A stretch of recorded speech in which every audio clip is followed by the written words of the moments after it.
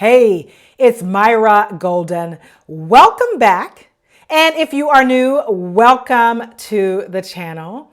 I work with customer service professionals just like you who want to deliver a fantastic customer experience and sometimes need a little help redirecting interactions with challenging customers.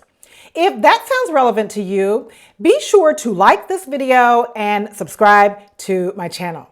If you are here for the first time, I want you to say hi in the comments. I want to personally meet you and reach out to you. Today, I am going to share with you a worksheet that I created with responses that you can offer when you are dealing with those challenging customers. I'm talking about customers who come right out of the gate demanding to talk to a manager. That customer that goes on and on and on. Or when you have to say no because a customer misused a product or didn't read instructions. So I'm going to walk you through and even how to talk to customers who yell at you or curse, how to draw the line. So I'm going to give you a set of worksheets that I hope you will download and then adapt the phrases to be a good fit for you. I will put a link to the worksheet with the phrases down below, and you can even screenshot them now. If you don't even want to wait to download, screenshot them. Let's get right to the phrases. I have a lot of phrases, so what I'll do is explain the psychology behind what I'm doing here and then read the first phrase of each of my 4 worksheets for you. So the first situation is, what do I say when a person has crossed the line and they are yelling or they are cursing or they are over talking me? Your focus here needs to be to not be disrespected, to not allow that behavior to continue. You are drawing the line. And you're drawing the line in such a way that you are professional, you are confident, you are not pulled into the drama. So, one way to handle that is, I really like the second phrase here. I'm sorry. It isn't possible for me to help you while I'm listening to that language. If it stops, we can continue. And after you make that phrase or any of the phrases on this sheet, I want you to pause. Pause for 3 full seconds or more, because you need the customer to know you are serious, okay? They won't cross that line. Actually, I'll read a couple on this one and then maybe just 1 or 2 on the others. I want to help you, yet the language is getting in the way. So you make that statement, you pause for at least 3 seconds. I want your tone to be calm, neutral, tactful, and non-threatening. You don't want to be inflammatory because the customer is already upset. So go ahead and screenshot this page, this screen, so that you have these phrases now. What do you say when a person immediately wants to talk to your supervisor? You haven't even had a chance to help them. And right out of the gate, they want to talk to a supervisor. My favorite option here, I've given you 2. I like the second one. It's more concise, but I want you to have options because everybody's personality is different. Some of us are more conversational and others like to get to the point. So the second statement, please give me a chance to try and fix it. That's why I'm here. All right. The psychology behind this set of phrases is, or really the intent here, not the psychology in this one.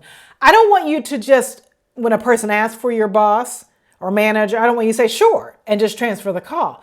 Yet I don't want you to go back and forth, okay? You're not there to argue, be pulled into drama. No, so you don't just flippantly pass them off and then you don't argue with them. You just simply say you're pleading with them to give you an opportunity to fix it. So will you first give me a chance before I pass you on? I'm happy to help. So you have a friendly tone that will allow you to have the opportunity. Now we'll say on that one, if they come out of the gate asking for a manager, chances are pretty high they still want to talk to a manager. You can rest knowing I did my job, okay? I attempted and feel good with that and then go with the flow. All right, what do you do when you cannot give the customer what they're asking for? The answer is no. Maybe your policy doesn't allow it. They violated the warranty in some way. As an example, this is something I was just dealing with this morning in a workshop that I delivered. The customer bought a high-end hair dryer the instructions with the unit were quite clear, okay? Use this on wet or damp hair, or I think you can use it on dry hair too. Use it on your hair, but your hair cannot have any products. No leave-in conditioner, no styling, gel, nothing. It has to be on naked hair. Well, through probing, in the example that was brought up in my online workshop this morning, the client revealed when the agent was probing that she had leave-in conditioner in her hair, which is a very normal thing to do. Like, I would not put heat to my hair without leave-in conditioner. So that's what the customer did. But for this unit, you violate the warranty if you use it with products in your hair. So that's where phrases like these might come in. So you might say, it is our company policy that we can't pay a claim that involves consumer error. We have a responsibility to the company to uphold the integrity of our products. When a product performs as expected and has no deficiencies, and in this case, the dryer did what it was supposed to do, it wasn't deficient, it was just misused.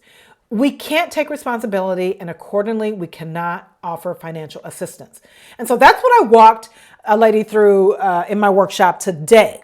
Now, the customer is not going to be happy, but your job is to explain the situation, and that's what you do with each of the phrases on this page. Last worksheet I'm sharing with you is you have done everything you need to do, but that customer is still talking. They're telling stories, they're asking questions, or they're ranting and getting themselves even more upset. You really use psychology in this worksheet in particular. So what you want to do is psychologically move that interaction to closure in a way that is polite. You don't ever want your customer to feel that you're abrupt, you're rude, or you cut them off. You want to prime them with very specific, strategically chosen words to lead them, out the door, lead them to hang up.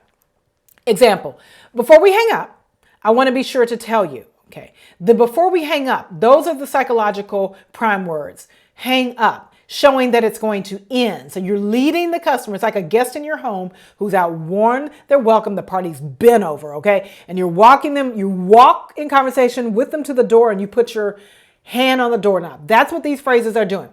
I don't want to take up any more of your time. So let me give you your tracking number. All right. So I don't want to take up any more of your time. Whether the customers call you or you call them, you can use this. One last thing I need to tell you. That one singular last thing, all of those words, one and last, lead the customer toward the end. I have all the information I need, so I'll now let you go and wish you a great afternoon. The final phrase here, use with caution in extreme situations where the customer is not just talking, but they're giving you so much, you have no idea where they are going. You might use something similar to, can you help me understand where this conversation is taking us? I want to be able to help you. Help me understand. Again, you're calm, non-inflammatory, neutral. You're just trying to understand. In the packet that I'm going to give you a link to in the description box, there's this sheet. What I want you to do is look at each of the phrases on the previous 4 scenarios. Pick out the phrases that you like, that are relevant to how you interact with your customers. And I want you to use this sheet. The PDF is fillable. You can type right on it. Use this sheet to adapt the phrases to fit your unique situation. So type it out as I have it, or take it as I have it, and then make it more relevant. You might shorten it. You might, use different words. You might be able to make it better. So take the time to adapt these phrases. And when you have some time, come back to the channel and let me know what you've come up with, because maybe your phrases can help someone else. Well, I sincerely hope these phrases will help you gain control with your challenging customers and redirect those interactions so that they're forward moving, that you're able to, offer an explanation, guide to next steps, or maybe in a perfect world, you can fix that situation. All right, one more thing before we go. I held up 2 hands. One more thing before we go. I am working on a project for the COVID-19 holiday season, when things get busier, when more and more people are out shopping, more people are shopping online, where you're going to see your chats explode. You're going to see an increase in call volume, increase in problems, because it's, beginning with Black Friday, things just get busy. I am preparing a special de-escalation training designed for the COVID-19 season, and I need your help. I want you, before you leave today, please, to answer this question for me in the chat. If you could wave a magic wand and make your biggest customer support challenge disappear, if you could wave a magic wand and make your biggest customer service issue disappear, if you could wave a magic wand and make your biggest challenge when it comes to your customers disappear, what would that challenge be? Will you let me know in the comments what that challenge is? You will really be helping me to help you in this new project that I'm working on. I will definitely let you know. I'll come back to the channel when I'm ready to announce it, when it's ready and I'm able to announce it. But I need to hear from you because I want to make this training relevant to you. Well, thank you again for listening. Thank you for staying until the end. If you want more ideas like this, if you want to be here when I show up to teach on topics, I want you to like the video, subscribe so you'll be the first to know when I drop a new video. Again, if you're new, say hi. And as always, if you have ideas for what you want me to talk on and teach on and coach you through, please leave that in the comments. I love to get my ideas directly from you. Well, all right. Until next time.